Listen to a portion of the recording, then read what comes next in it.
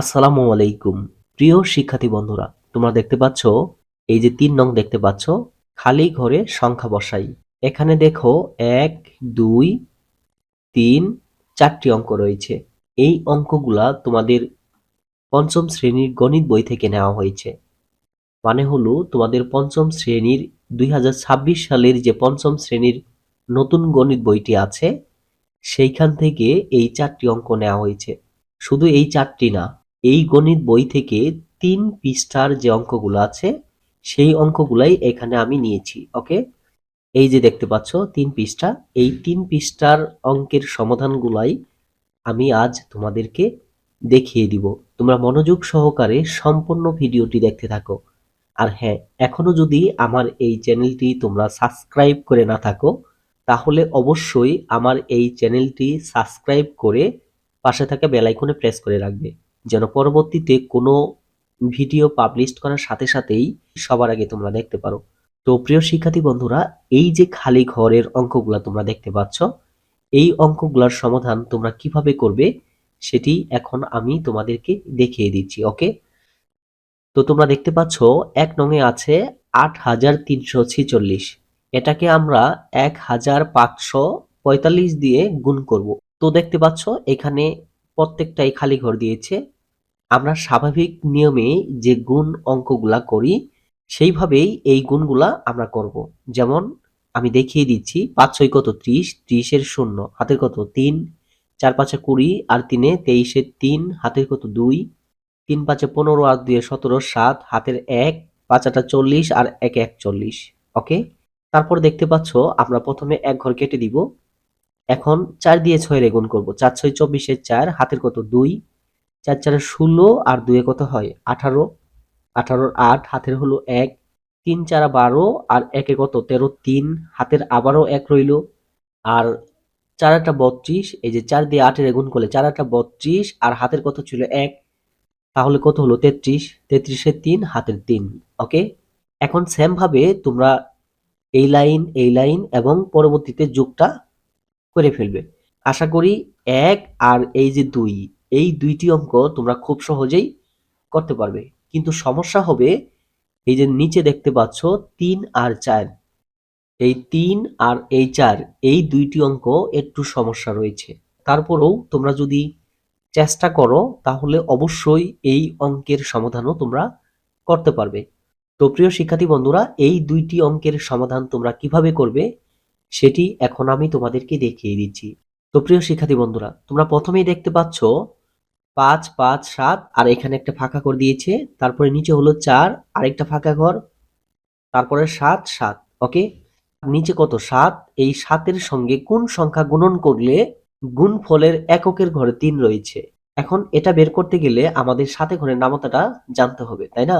এখন সাথে ঘরের গুণের নামতাটা আমরা যদি বলি, যেমন ৭ এর সাথে ১ গুণন করলে ৭ হয়, ৭ এর সাথে ২ গুণন করলে ৭ দুগুণে ১৪, ৩ সাতে ২১, ৪ সাতে ২৮, ৫ সাতে ৩৫, ৬ সাতে ৪২, ৭ সাতে ৪৯, ৭ ৮ ৫৬, ৭ নং ৬৩। তার মানে এখানে যদি আমি ৯ লিখি তাহলে ৭ নং ৬৩ ৩, হাতের কত ৬।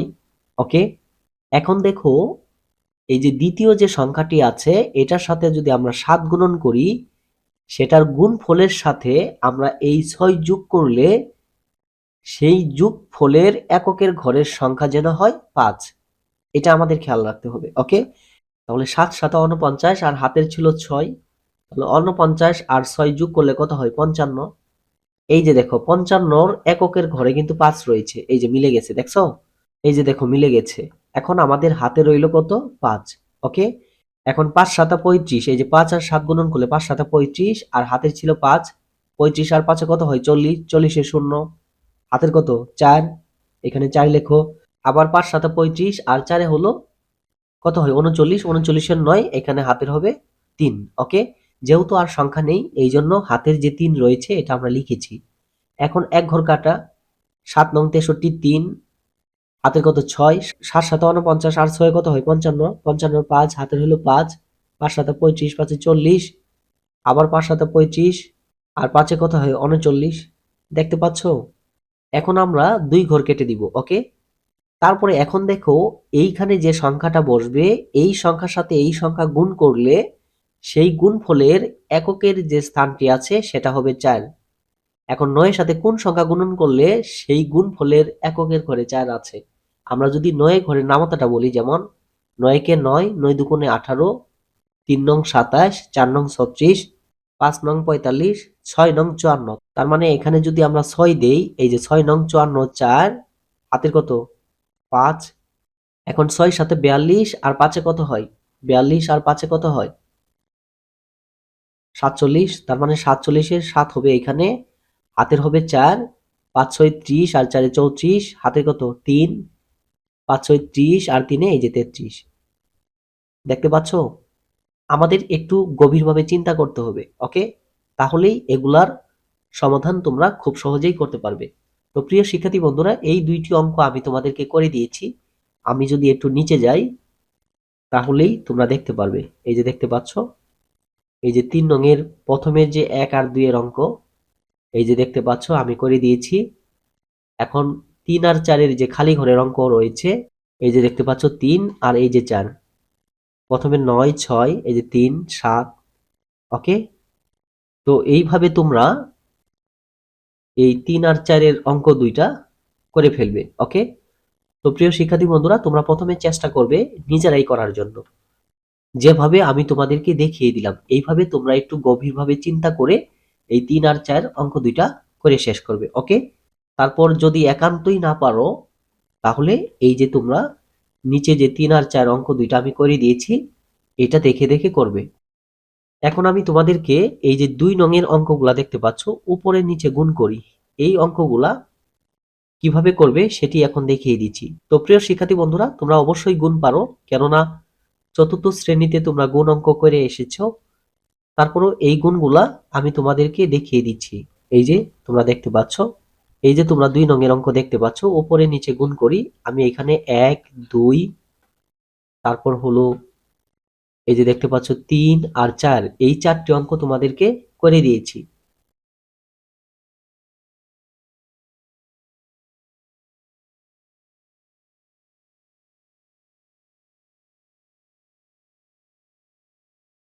এখন এইভাবে তোমরা এই যে এখানে দেখতে পাচ্ছ টোটাল 9টি অঙ্ক রয়েছে, তার মধ্যে আমি 4 নং পর্যন্ত করে দিয়েছি। তারপর 5 6 7 8 9, এই টোটাল আরো 5টি অঙ্ক তোমরা নিজেরা প্র্যাকটিস করবে। তারপরে তোমরা যদি না পারো অবশ্যই আমার ভিডিওর নিচে কমেন্ট করবে, আমি অঙ্কটি করে দেওয়ার চেষ্টা করব। তো প্রিয় শিক্ষার্থী বন্ধুরা, এইভাবে আমি তোমাদের পঞ্চম শ্রেণীর নতুন গণিত বই থেকে প্রতিটি পেজের অঙ্কের সমাধান নিয়ে ভিডিও তৈরি করব। তোমরা অবশ্যই আমার এই চ্যানেলটি সাবস্ক্রাইব করে রাখবে, যেন পরবর্তীতে ভিডিও আপলোড করার সাথে সাথেই তোমরা দেখতে পারো। এছাড়া তোমাদের কাছে আমার একটি অনুরোধ, তোমরা অবশ্যই আমার এই চ্যানেলটির সম্পর্কে তোমাদের আশেপাশে যে সকল বন্ধু বান্ধব আছে তাদেরকেও আমার এই চ্যানেলটির সম্পর্কে জানাবে, যেন আমার এই চ্যানেলটির মাধ্যমে তারা কিছুটা হলেও উপকৃত হতে পারে। তো প্রিয় শিক্ষার্থী বন্ধুরা, আজকের ভিডিওটি এই পর্যন্তই। পরবর্তীতে আমি তোমাদের পঞ্চম শ্রেণী গণিত বইয়ের 4 পৃষ্ঠার অঙ্ক নিয়ে আলোচনা করব। তো প্রিয় শিক্ষার্থী বন্ধুরা, সবাই ভালো থাকো, সুস্থ থাকো। আসসালামু আলাইকুম।